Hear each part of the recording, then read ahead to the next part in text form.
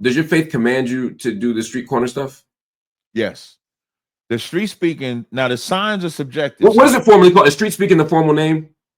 Yeah, street speaking is a formal name. So in the book of Nehemiah, the 13th chapter, and to go back to the founding fathers of ISUPK, when they read this verse, it's Nehemiah. I'm trying to make sure I get the right verse. I think it's Nehemiah 8. Yeah, Nehemiah 8:1. It says, and all the people gathered themselves together as one man into the street that was before the water gate, and they spake unto Ezra the scribe. And so you'll read in verse 4, just for time's sake, and Ezra the scribe stood on a pulpit of wood, which they had made for the purpose, and beside him stood Mattathiah, Shema, Ananiah, Uriah. So if anybody can just, that picture that y'all saw, that's the pulpit of wood. And then the men that surround it is in Nehemiah, the 8th chapter, and the 4th verse. So what they would do is they would go on the corners in Jerusalem, and then they would teach people the law. So when we go out on the corners, we're doing it exactly according to what the Bible says. So that is a requirement. If you and I should be, you're going to go to, street speaking or camp. We call it camp as well. Okay. Camp is the same thing. Yeah. So, right. So Israelite School of UPK, that's the name of the school.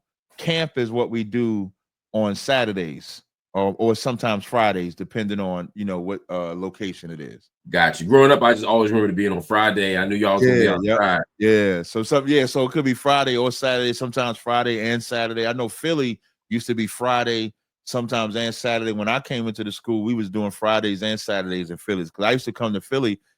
They didn't have a school in New York when I first got here. So I used to be in Philly like every week. Where are you originally from? I'm from Jersey City. I'm born in Jersey City. Oh, okay. I was living in West Orange when I found out. I used to drive like 5 days a week, 6 days a week. I was going down to Philly.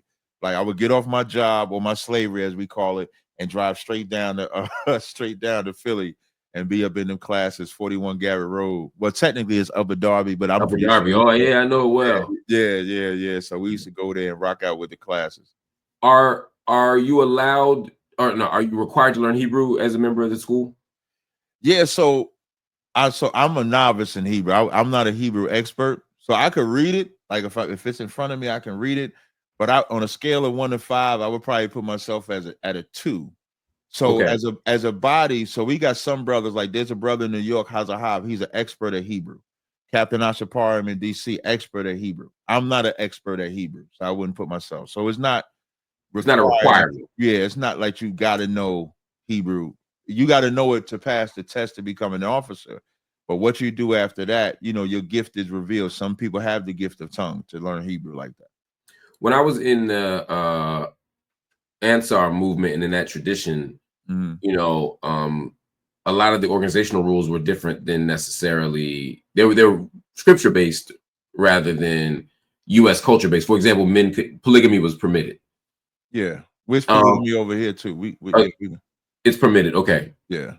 The internet says I got 47 wives. That's what the internet says. How off are they? A lot. They off by a big lot. I don't need to know. I don't want to get your business. Man, after the day I'm having 47. There might be 47 too many.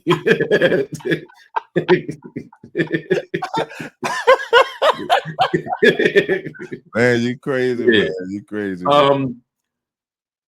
How big is the organization? So we're global. So we stretch all across. It's gonna be North and Central and South America, the UK, the Caribbean islands. That's how far we stretch that I'm aware of right now. If you want an exact number, I can't give you a number. What would the range be? What would you say? It's kind of forbidden. So like in the book of Chronicles, when David numbered the people, Israelites died. So we don't do like a number like that. So I couldn't give you like 900, 10,000, 5. I couldn't give you a number like that. It would if I told you, if somebody said you had 250,000 people in your organization, would that feel like a big number or a small number? I would probably say thou sayest, because when it comes to and the reason why I say that is because, and the reason why we don't look at numbers, because when you look at numbers, then you're saying your faith is in the number, not the Most High. So for some people like me, it would be an assessment just of how big the movement is growing. You know. Well, I will say here's what I can say that's not breaking the Bible. When I came into the truth, my first Passover was in Upper Darby, PA. It was at the top floor. It was in a small room. It was maybe 30 brothers and sisters in there. At the Passover, it was thousands at the Passover. Okay. When I left the Passover. That shows growth. That's what I'm getting at. I'm not trying to be. I'm not the feds. No. I didn't. No. I don't think you that at all. I just don't want to offend the Most High. That's all that is. Understood. I respect your commitment to the principle of it. There was a question I had for you that there's some comments before we go. There's a few people who have questions in the. That's fine.